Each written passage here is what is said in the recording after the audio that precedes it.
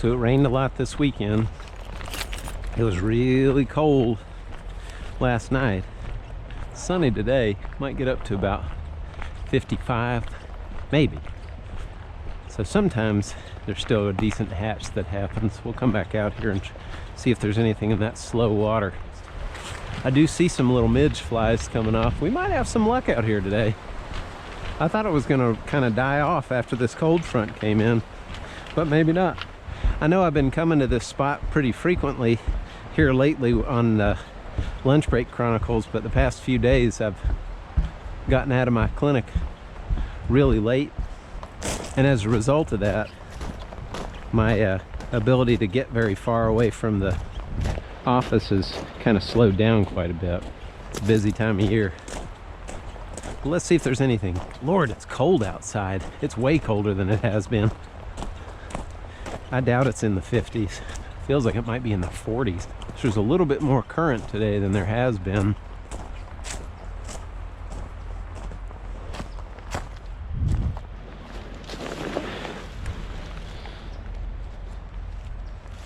Short striker. Somebody was out here fishing with a spinning rod. If it has a single hook, it's not a big deal.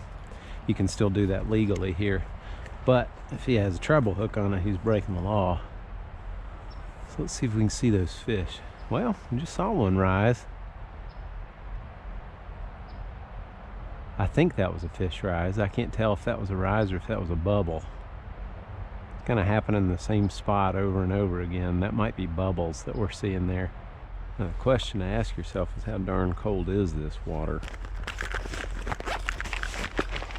That's a question we can answer.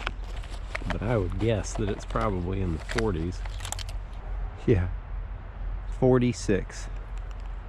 So I'd be real surprised to see dry fly activity on this particular part of this stream, since there's no sun on it, in 46-degree water, because it's been much warmer than that the past couple of days. Well, actually I take it back. I did see one rise.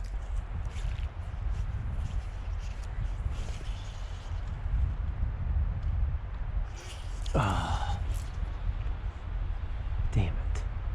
That was a fish and I missed him. That was a big one that just got him. Oh, dang. Missed him twice.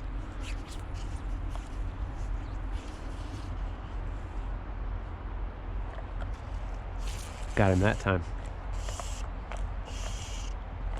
Yeah, maybe there will be some dry fly activity today. Who knew? Who knew? Come here, big man. Whoa, don't rub up on the bottom. I'm gonna lose my fly.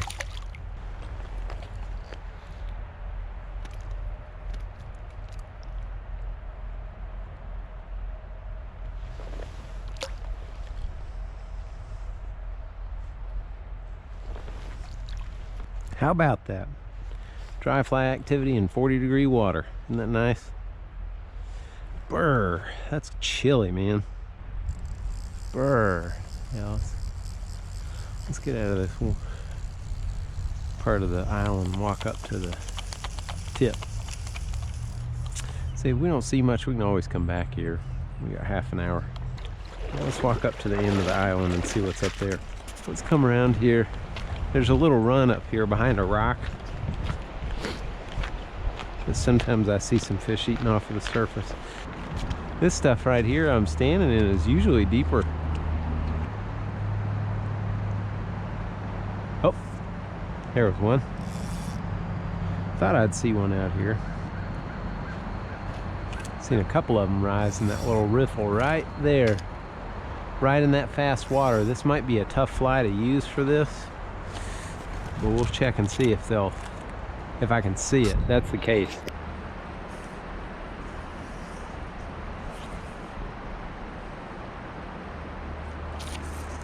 That was the back fly. Ah, did he get my fly?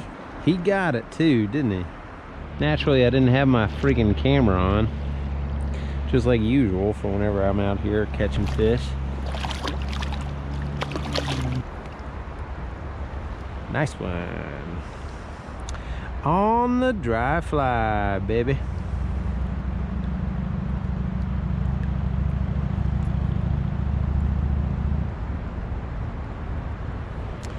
Neat. See, boss. So I just got that right on top of one that I saw rising over and over again. He finally saw it and decided it was worth his time. Now this fly is called a Mercer's Missing Link. And one of the other folks commented in one of the other videos or asked me if I'd ever tied any of Tim Flagler's flies off of his videos. And that's actually where I learned about this particular pattern, the Missing Link pattern. It's a lot of fun. It's a pain in the butt to tie because it's got like multiple materials. It's got tinsel and dubbing and thread and elk hair and hackle and Antron yarn, and it's tied in such a way that it can be a little bit fussy.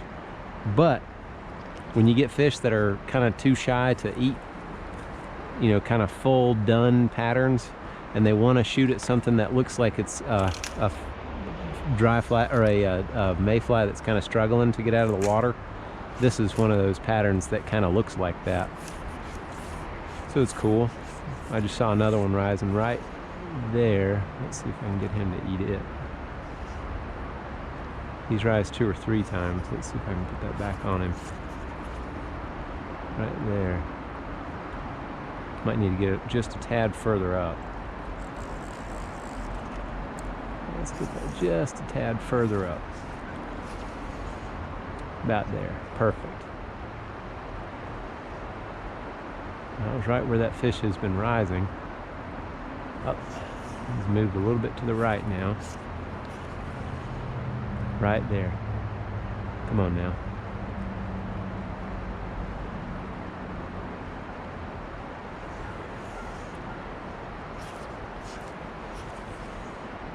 Bonk. Got him. That was cool. Really aggressive hit there. Not as big a fish, but boy, he really snagged it.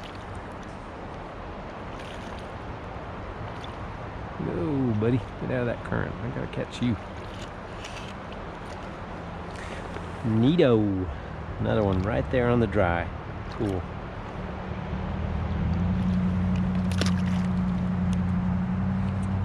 Oh boy, I only got 5 minutes left. Let's see if we can catch one more. 5 minutes, then we gotta go back to work.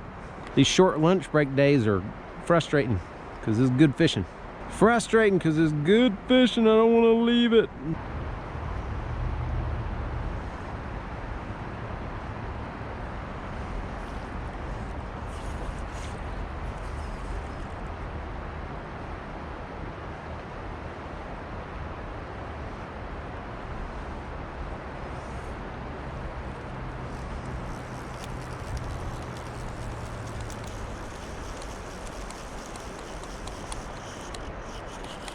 Haha. That's unbelievable. I didn't even see that one. That one doesn't count, ladies and gentlemen. I was reeling in and he grabbed it as I was reeling it. Incredible. I was calling it quit. You said, all right, one more fish. Thanks, buddy. You have a good one. Thanks for making my lunch break. See you later, fish. Headed back to work. It was a nice lunch break. Today's video really kind of solidifies how you need to be fluid in the way that you're approaching, how you're looking for fish.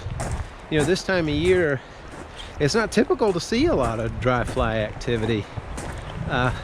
But, you know, you get a day where it's pretty warm, the sun gets out, and you're in the lower elevation streams with a lot of open water like this.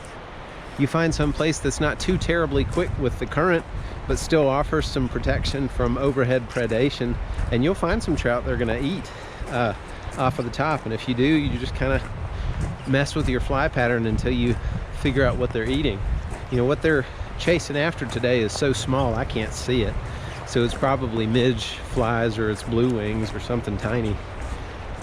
So really just kind of finding a pattern that close enough mimics what they're eating, and then getting a good drift without them seeing you, and it works.